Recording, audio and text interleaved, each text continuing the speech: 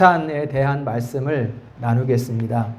이스라엘 민족이 430년 동안 애굽의 포로로 있으면서 이제 애굽에서 나오기 전날 밤이 되었습니다. 바로 그날 애굽 전역에 있는 모든 집마다 장자를 죽이는 여호와의 천사가 애굽 전역을 돌아다니고 있었습니다.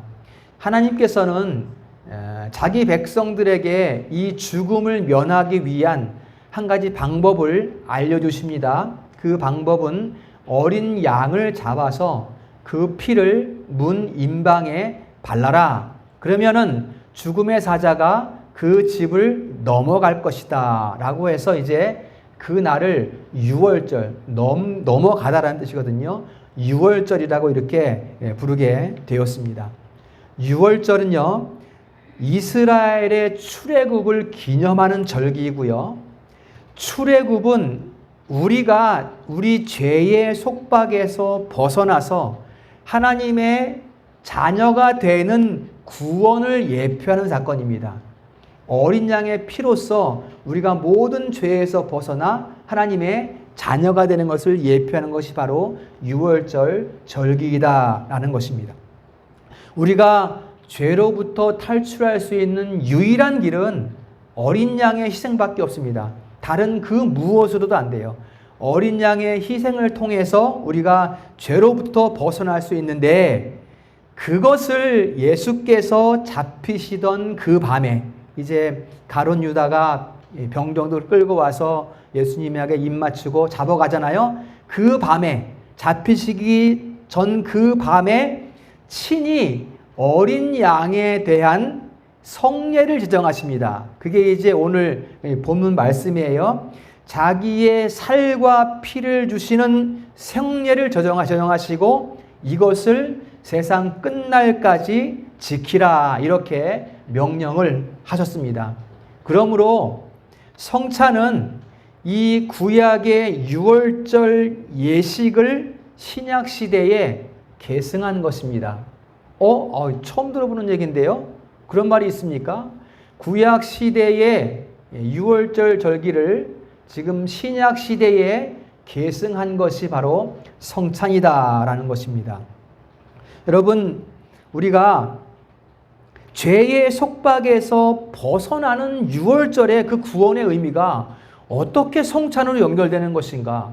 그 근거가 있습니까? 근거 구절이 있습니까? 아무 근거도 없이 그냥 유월절 절기가 좋은 거니까 우리가 그거 갖다가 신약에서 한번 적용을 해서 성례로 한번 해보자, 이렇게 말하는 것이라면 거기에는 아무 의미도 없고 아무 능력도 나타날 수가 없을 것입니다. 그러나 우리가 성경을 가까이 하다 보면 구약의 말씀과 신약의 말씀이 긴밀하게 연결되는 고리들을 발견하게 돼요. 이게 분리된 말씀이 아니라 하나로 연결된 말씀이라는 것을 우리가 발견하게 된다는 것입니다. 우리가 어떻게 죄의 속박에서 벗어날 수 있는가, 그리고 그것이 어떻게 성찬과 관계될 수 있는가라는 그 고리를 우리가 성경 가운데에서 찾아내게 될 수 있다는 것입니다. 오늘은 이 말씀에 대해서 같이 나눠보도록 하겠습니다. 첫 번째, 성찬의 성경적 근거가 있어야 될 거 아니겠습니까? 성경적 근거, 이것에 대해서 말씀드립니다. 예수님께서 성찬을 제정하시는 구절은 마태복음, 마가복음, 누가복음에 다 나타나 있습니다. 그리고 오늘 고린도전서 11장에도 그대로 나타나 있습니다. 그리고 이것은 주님께서 친히 제정하신 것이기 때문에, 주님은 누구십니까? 우리의 하나님이시기 때문에 친히 제정하셨으면 뭐 근거가 있거나 없거나 그냥 무조건 행하는 것이, 조건 없이 행하는 것이 마땅하다, 우리가 이렇게 해도 무방합니다. 그렇죠? 그러나 주님께서 성찬을 제정하신 것은 아무것도 그전에는 없었는데 갑자기 어느 날 갑자기 우리가 이렇게 하자, 이렇게 만들어진 것이 아니라는 것입니다. 이미 구약에 예표되고 구약에 예언된 말씀들의 실현이라는 거예요. 신약 예수님께서 이것을 제정하신 것은 이미 나타나 있는 것들, 이미 예언되어 있는 것들을 지금 시연하고 있다라는 것을 우리가 알게 된다는 것입니다. 대표적인 근거 구절로 여러분들이 말씀드린 그 출애굽기의 6월절 그 예식을 먼저 생각하면 되겠죠. 어린 양의 죽음을 먼저 생각하시고 그 다음에 대표적인 구절로는 이사야 53장 말씀입니다. 이사야 53장은 장차 오실 메시아에 대한 예언 구절이거든요. 53장 4절에 보면 이렇게 말씀해요. 그는 우리의 질고를 지고 우리의 슬픔을 당하였거늘. 당신의 죄, 당신의 슬픔이 아니라, 당신의 질고가 아니라 우리의 것입니다. 우리의 것이라고 얘기하고 있어요. 그 다음에 53장 5절에도 그가 찔림은 우리의 허물 때문이요 그가 상함은 우리의 죄악 때문이라. 주님은 죄가 없으신 분이잖아요. 그렇죠? 그러니까 우리의 것을 위해서 상함을 받고 또 우리의 것을 위해서 질고를 당하시고, 질고를 당하셨다는 것은 이 영혼의 고통이에요. 우리가 죄를 지으면 어디가 고통스럽습니까? 마음이 고통스럽죠. 그렇죠? 그 죄로 인한, 자신의 죄가 아닌데 우리의 죄로 인해서 메시아께서 고통스러워하셨다. 또 우리의 죄로 인해서 메시아께서 창에 찔리시고 살이 찢기시는 채찍에 맞으셨다. 육체적 고통과 영혼의 고통을 당하셨다. 이 말씀을 지금 53장 3절과 4절에서 하고 있습니다. 그 다음에 53장 10절에 보면, 이건 중요한 구절이거든요. 여호와께서 그의 영혼을 속건제물로 드리기에 이르면, 이게 중간에 점점점 뭐가 있냐면, 여호와께서 그러니까 그 오실 메시아를 제물로 드릴 때가 되면, 이런 말씀이거든요. 드리기에 이르면 그의 손으로, 이제 그 메시아의 손으로 여호와께서 기뻐하시는 뜻을 성취하리로다. 이게 53장 10절 말씀입니다. 여러분, 여호와께서 기뻐하시는 뜻이 뭘까요? 여호와께서 기뻐하시는 뜻.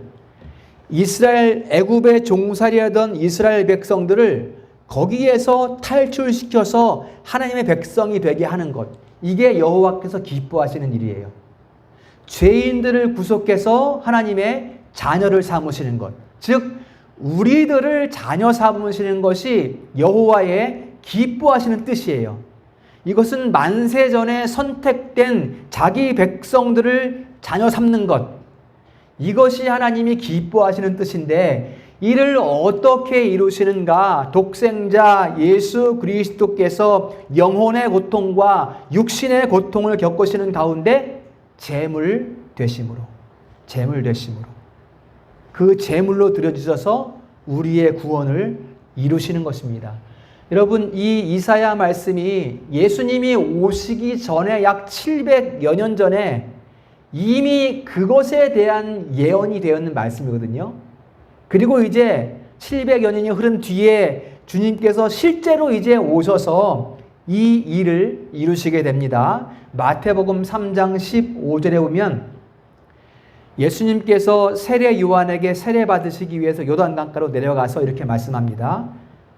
요한이 말해요. 이러지 마십시오. 제가 당신에게 세례를 받아야 될 텐데 어떻게 저에게 세례를 받으러 오십니까? 그리하지 마소서. 그러니까 예수님께서 말씀하시는 거예요. 이제 허락하라.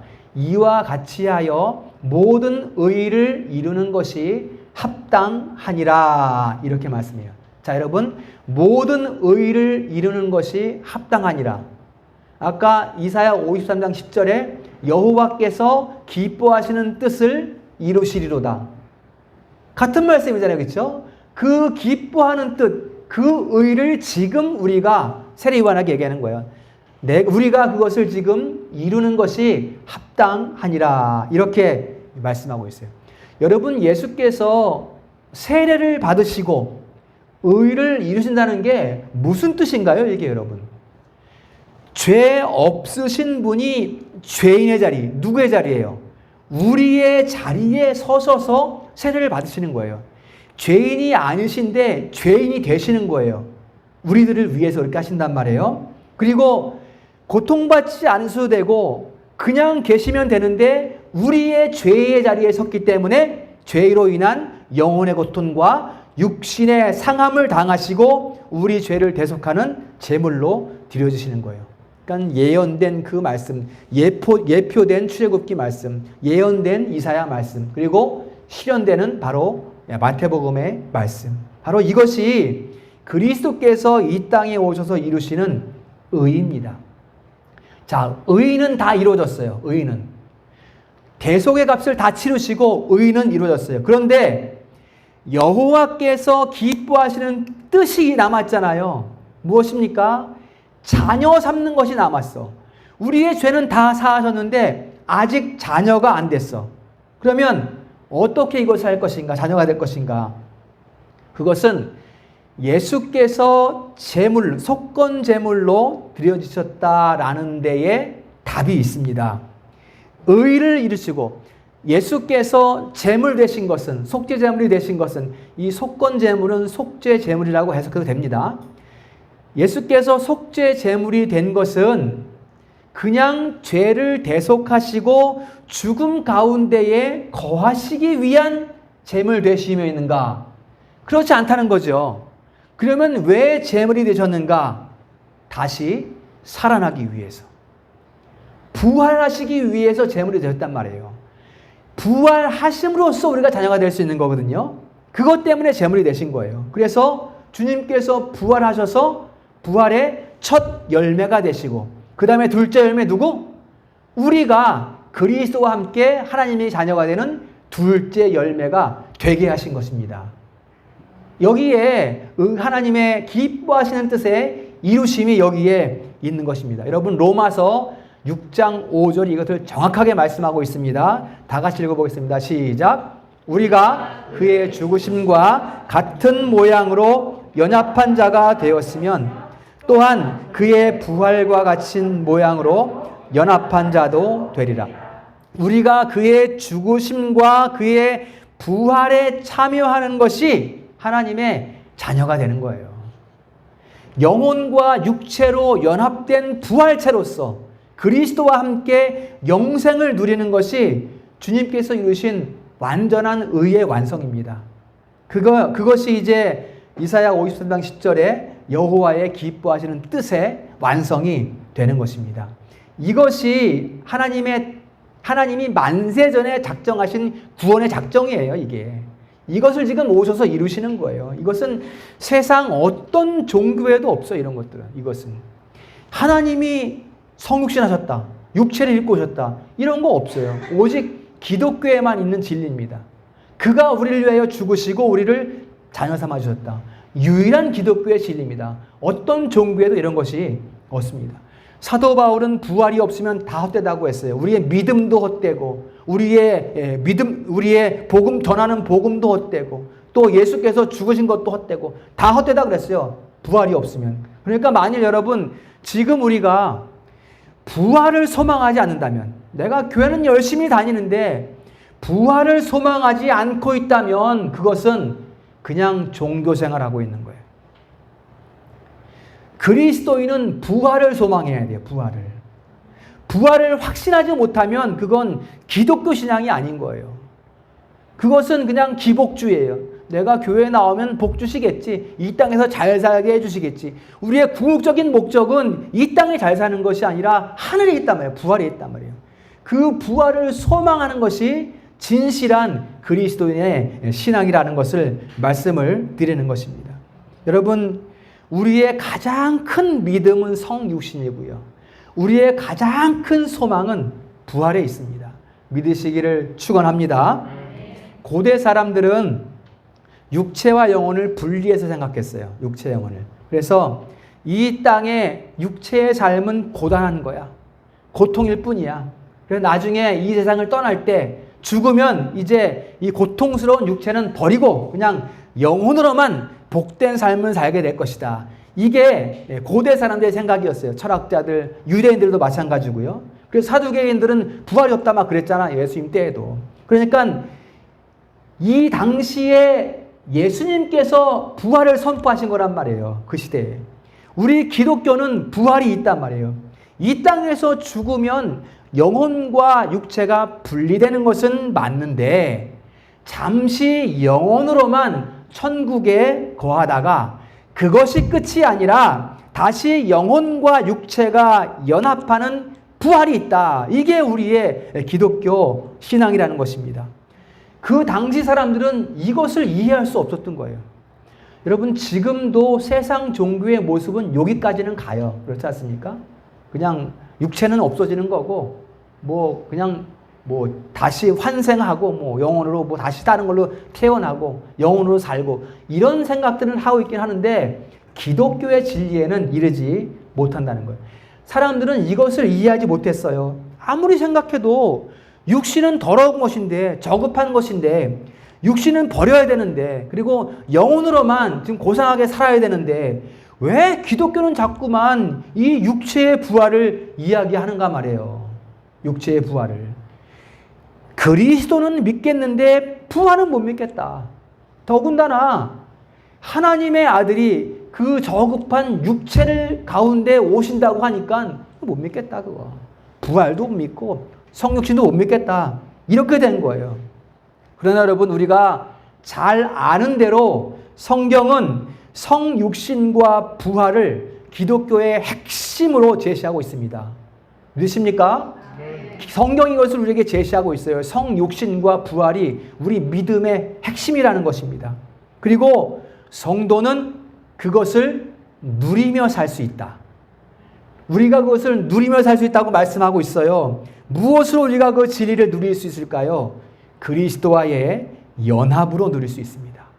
그리스도와의 연합. 하나님께서 연합의 예표들을 우리 창세기 출애굽부터 이미 오래전부터 기록으로 남겨주셨고, 지금 우리 손에 성경으로 들려 있고, 아까 읽은 로마서 6장 5절에도 말씀하고 있어요. 그리스도의 죽으심의 연합, 그리스도의 부활의 연합, 그걸 말씀하고 있습니다. 여러분, 이것을 누리는 것은 어떻게 누리는 거예요, 지금 우리가? 그것이 바로 성례입니다, 여러분. 성례. 세례와 성찬이에요. 우리는 세례와 성찬 가운데에 이 진리를 누릴 수 있다는 것입니다. 그것을 확신할 수 있다는 거예요. 내가 자녀된 것을 확신하고 내가 자녀됨을 살아가는 것을 확신할 수 있다는 거예요. 성례를 통해서. 두 번째로 성례는 그리스도께로의 연합을 말씀합니다. 우리 기독교 진리는 그리스도와의 연합을 이 땅에서는 우리가 세례로 인침받고 성찬으로 기념하는 거예요. 세례로 인침받고 성찬으로 기념하는 거예요. 우리는 여러분 구약시대 사람들보다는 성숙합니다. 우리가 성숙한 신앙인으로 지금 살아가고 있어요.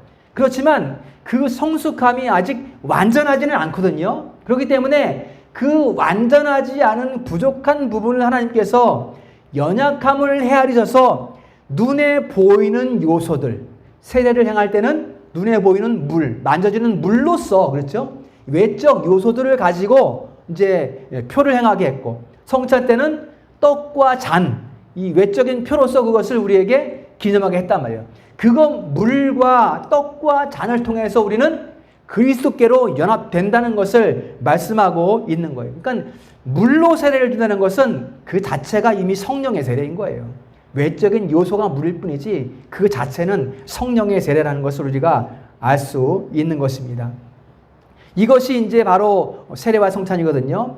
우리가 주님과 함께 죽고 주님과 함께 부활해서 하나님의 자녀가 되는 그 인치는 표가 세례이고, 그 자녀의 신분을 누리는 것이 성찬입니다. 너무나 아름답게 연결되어 있죠. 그러니까 다시 말씀드리면 세례는 그리스도와의 연합의 시작의 표, 또 성찬은 그리스도와의 연합의 계속의 표, 이렇게 되는 거예요. 자녀가 되었으니까 계속 자녀로 살아가야 되잖아요. 그 계속 살아가는 표가 바로 성찬이다라는 것을 말씀을 드리는 것입니다. 세례는 우리가 지난주에 말씀을 받기 때문에 성찬을 보고 있습니다. 이 성찬에 대해서 웨스트민스터 신앙고백서 제29장 5항에는 이렇게 말씀합니다. 성찬의 요소들은, 그 외적 요소를 말하는 거예요. 물, 떡, 잔, 그거 말하는 겁니다. 그 요소들은 그리스도의 몸과 피라는 이름으로 불린다, 이렇게 정의하고 있어요. 예수 그리스도의 몸과 피라는 이름으로 불린다, 이렇게 말을 하고 있어요. 그러니까 성찬에는 떡과 잔이라는 외적 요소가 있는데 그 떡과 잔이 그리스도의 살과 피이다 라고 상징되고 있는 거예요. 지금 그렇게 불린다는 것입니다. 그래서 우리가, 여러분 잘 이거 성찬을 잘 이해하셔야 돼요. 우리가 지금 성찬 가운데에 떡과 잔을 받아 먹는 것은 그리스도께서 공급하시는 영의 양식을 먹고 마시는 거예요. 지금 우리는 외적 요소인 빵을 먹고 포도주를 마시지만 그 자체는 이미 영적 양식이 우리에게 부어지고 있다는 것을 의미한다는 것입니다. 여러분, 이것을 여러분 잘 생각하셔야 됩니다. 로마 가톨릭처럼 이 떡과 잔에다가 사제가 기도하면 이 떡은 진짜로 예수님의 살이 되고 이 포도주는 진짜로 예수님의 피가 된다 그래요. 그래서 실체, 예수님께서 흘리신 피를 지금 마신다는 거야, 지금. 예수님의 그 찢겨진 살을 지금 내가 먹는다는 거야. 이게 로마 가톨릭의 성례의 모습이거든요.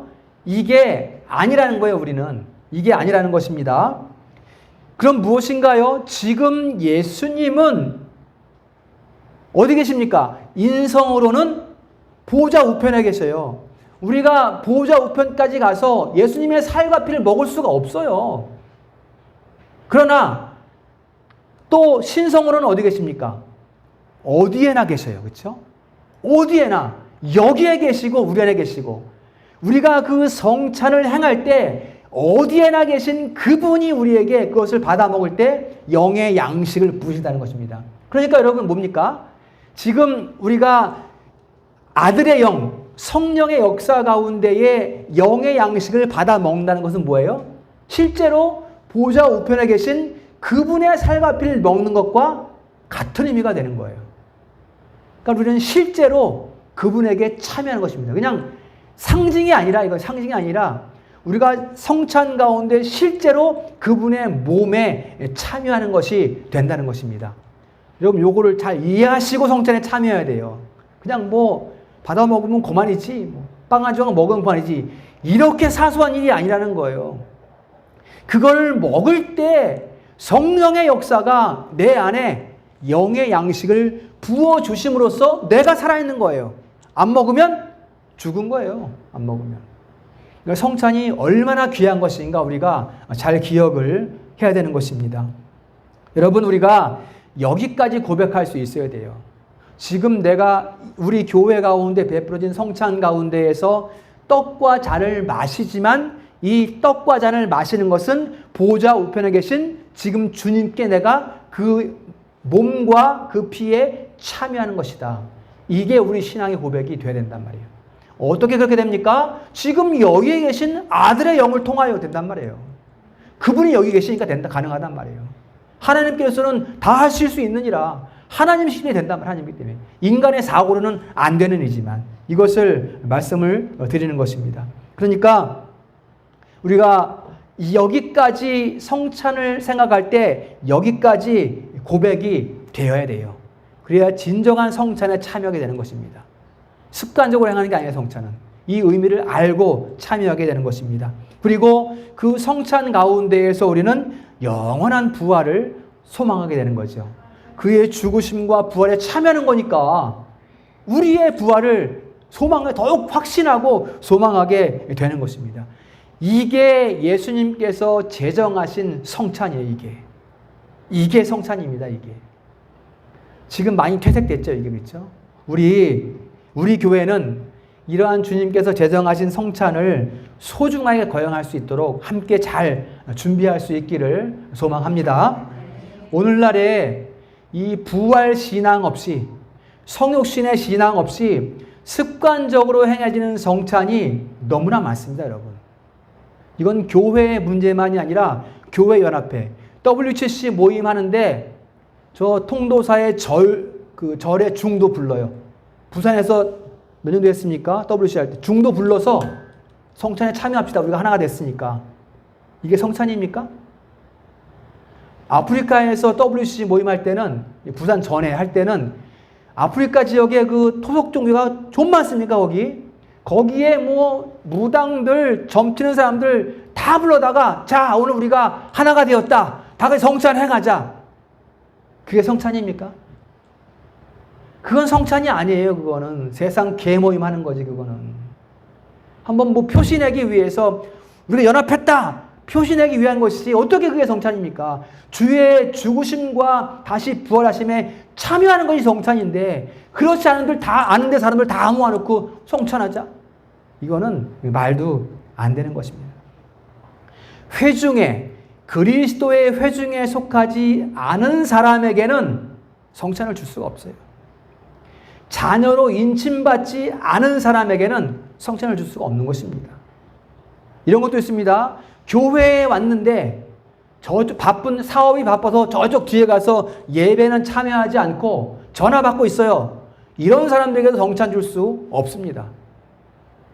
바른 예배 가운데에 그 제정된 성품의 말씀 가운데 온전히 거할 때 바른 마음으로 그 부활과 죽음에 참여할 때 성찬을 줄 수 있는 것이지 뭐 예배를 안 드리고 있는데 성찬 줄 수 없습니다. 만일 그래도 나는 참여하겠다라고 한다면 그것은 교회의 허물이 될 뿐더러 그렇게 되면 예수님의 살과 피를 욕되게 하는 것이며 곧 죄가 되는 것이며 곧 자기의 죄를 먹고 마시는 것이니라. 이렇게 예수님께서 말씀하고 있어요. 성찬에는 바르게 알고 바른 의미로 우리가 참여해야 된다는 것을 말씀을 하고 있는 것입니다. 성찬은 부활 신앙에 서 있는 사람들이 참여할 수 있습니다. 하나님의 아들이 사람의 아들이 되셔서 상하고 찢기고 질고를 당하고 화목제물로 돌아가셨다가 다시 사심으로 말미암아 우리가 그 죽음과 부활에 연합해서 아멘 될 때 이 말씀에 아멘, 나의 말씀입니다. 아멘. 아멘이 너무 좋은 말 여러분들 잘 인색하긴 한데 이 말씀에 아멘 할 때 그 아멘이 성찬을 참여할 수 있게 하는 거예요. 그 아멘이.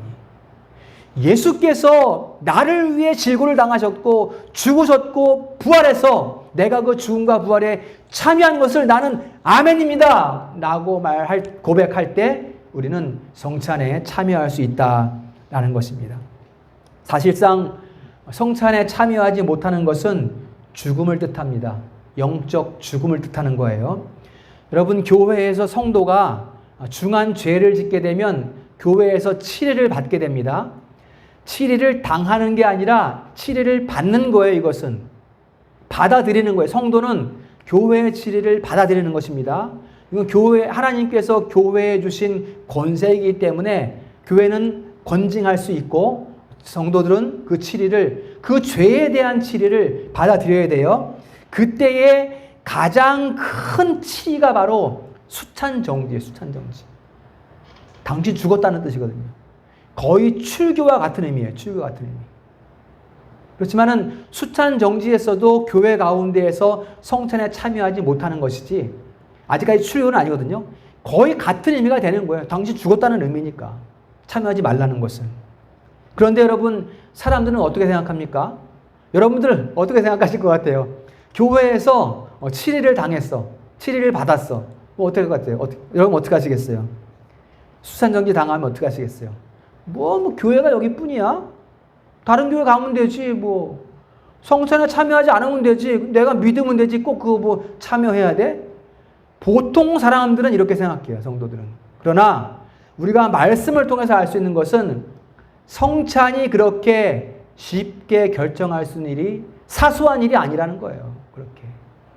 뭡니까? 그 성찬을 모욕한 죄가 추가되는 거예요. 예수께서 제정하신 말씀의 그 제정을 모욕한 거예요. 그것은. 안 받으면 되지. 무슨 상관이야? 난 믿는데. 이런 모습은 안 됩니다.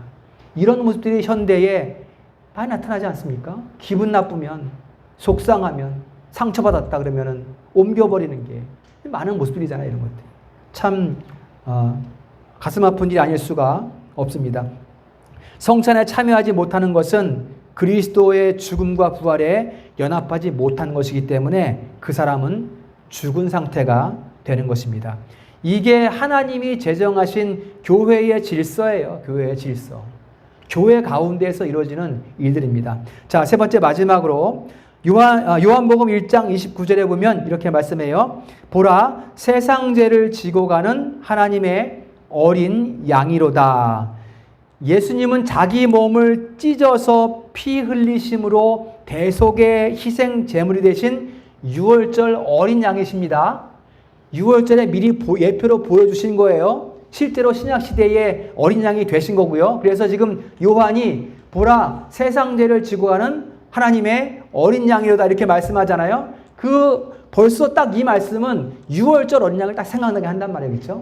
그분이 바로 예수 그리스도십니다. 따라서 신약의 성찬은 신자의 구원에 대한 본질적인 의미를 가지고 있는 거예요.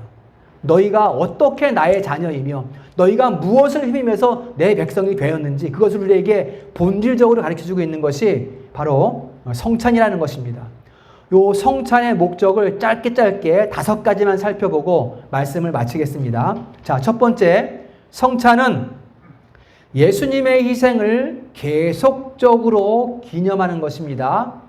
계속적으로 기념하는 것입니다. 단순히 옛날 일을 기억하는 게 아니에요. 옛날 일을 기억하는 게 아니에요. 성찬은 예수님의 희생 제사를 통한 구원의 핵심을 우리에게 가르쳐주고 있습니다. 따라서 구약 백성들이 그 유월절 절기를 얼마나 사모했습니까? 그렇죠? 그리고 절기만 되면 수천리 길을 걸어서 예루살렘 가서 그 절기를 일주일 동안 지키고 한 것처럼 지금 신약 시대에는 주님이 제정하신 성찬을 계속적으로 기억하고 계속적으로 거행하며 실천해야 한다. 이를 통해서 우리는 구원의 확신을 하게 되는 거예요. 내가 자녀임을 확신하게 되는 거예요. 그리고 그 자녀의 신분을 누리게 되는 거예요. 성찬을 통해서. 두 번째 성찬의 목적. 성찬은 예수님의 희생이 우세진 목사에게만, 집사님에게만, 권사님에게만이 아니라 예수의 희생이 모든 신자에게 미치는 혜택이다라는 것을 우리에게 인치는 것입니다. 이게 성찬입니다. 예수님은 자기 희생을 통해서 하나님의 공의를 만족시켜드리는 의를 이루셨어요. 그렇죠? 그리고 그 의를 이루셨는데 우리가 그 예수를 믿음으로 그 의를 우리 것 삼아 주셨어요. 결국 뭡니까? 예수께서 하나님의 공의를 만족시켜 드리신 것처럼 우리가 하나님의 공의를 만족시켜 드리는 그 자리에 서게 되었다. 그러니까 뭡니까? 자녀가 된 거죠. 그것으로 우리가 자녀가 된 것입니다. 누구나 어떻게? 믿음으로 된단 말이에요. 믿음으로. 모든 신자에게 주어지는 혜택이다라는 것을 말씀을 하고 있습니다. 이 구원의 은혜에 대한 보증과 확증이 무엇이냐? 바로 성찬에 참여하게 되는 것입니다. 세 번째, 성찬은 그리스도 안에서 신자의 영적 양육과 성장을 위한 것이다. 영적 양육과 성장을 위한 것. 딱 보면 이것은 벌써 성화의 삶을 보여주고 있죠. 그렇죠? 자라가는 성화의 삶을 딱 보여주고 있습니다. 세 번째는. 세례는 구원의 출발에 대한 표이고 성찬은 신자의 계속적 영적 성장에 대한 표가 됩니다. 성도들은 예수님과 연합해서 한 몸을 이루고 이 연합을 통해서 예수님께서 공급하시는 아까 말씀대로 그 영의 양식을 먹고 계속 자라가는 거예요. 계속 자라가는 것입니다. 먹어야 자랄 거 아니에요. 먹어야. 그렇죠? 안 먹으면 숨 안 쉬고 죽어 있는 건데 숨 쉬고 계속 먹어야 자랄 거 아니에요. 그렇죠? 잘 먹어야 돼요. 그래서 영의 양식을 잘 먹어야 돼요.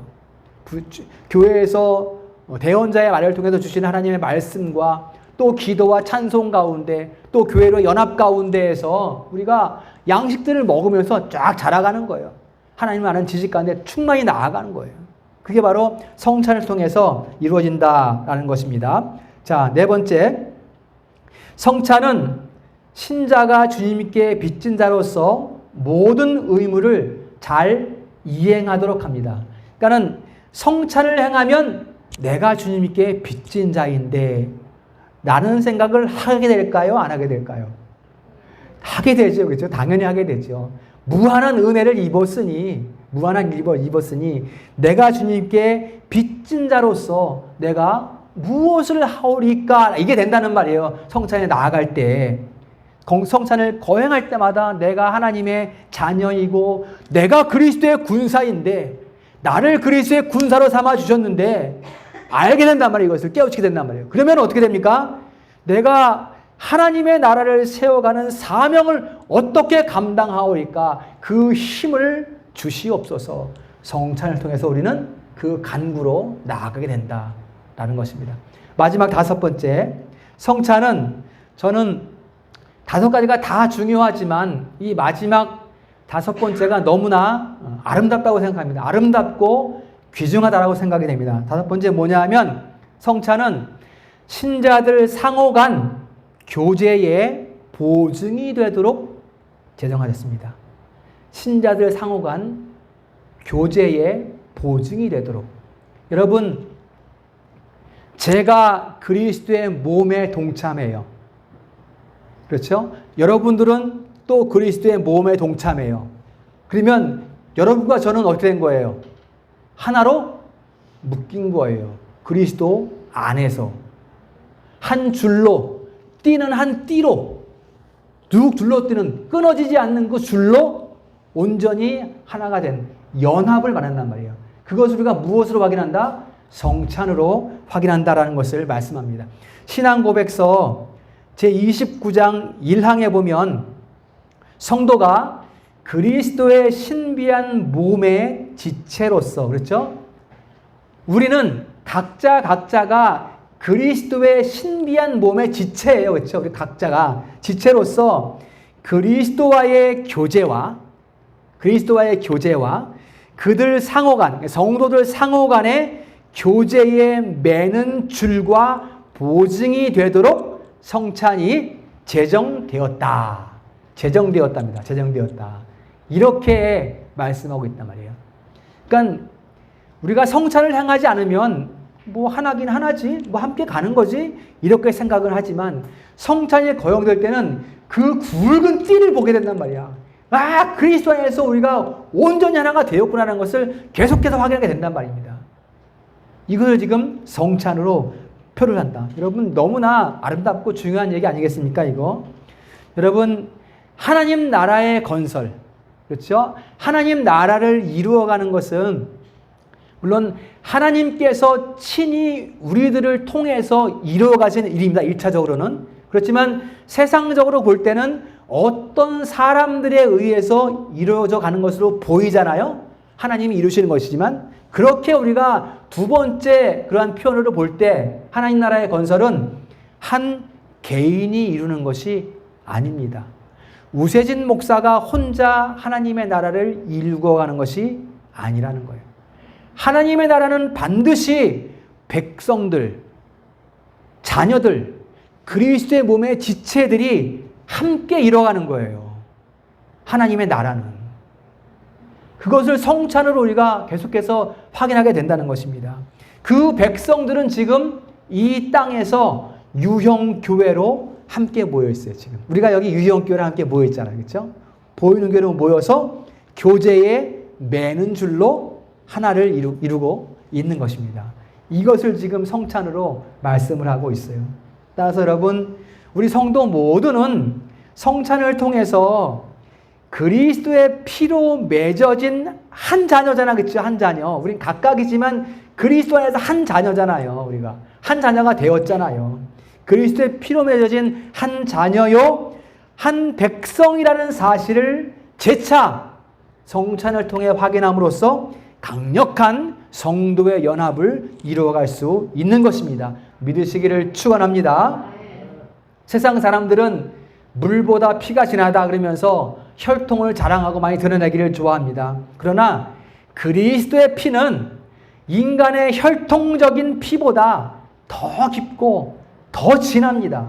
그리고 이 피는 영원합니다. 사람의 피는 썩어 없어지지만 이 그리스도의 피는 영원합니다. 영원한 거예요. 우리의 생명의 양식이란 말이에요. 이것은 우리가 그 피로 맺어진 승리로 공동체라는 사실을 항상 기억하시기를 축원합니다. 말씀을 정리하겠습니다. 여러분, 성찬은 장로교회 예배 가운데에서 매우 중요한 자리를 차지하고 있습니다. 지금 많은 교회들 보면 1년에 한 번 또는 1년에 2번 이 거행을 하면서 그나마도 그리 중요하지 않게 여기고 그나마 바쁜 관계로 참여하지도 않고 이런 성도들이 많지만 초대 교회로부터 성찬이 매우 중요한 예배의 요소였다는 것을 기억한다면 지금 이러한 잘못된 인식이나 자세들은 성찬에 대한 이런 잘못된 인식이나 자세들은 달라져야 돼요. 이제는 바뀌어야 합니다, 여러분. 여러분, 우리는 지금 새로운 시대, 날마다 새롭게 하는 시대를 살아가고 있습니다. 그러나 시대가 달라진다고 해서 교회의 전통이 바뀌어지는 거 아닙니다.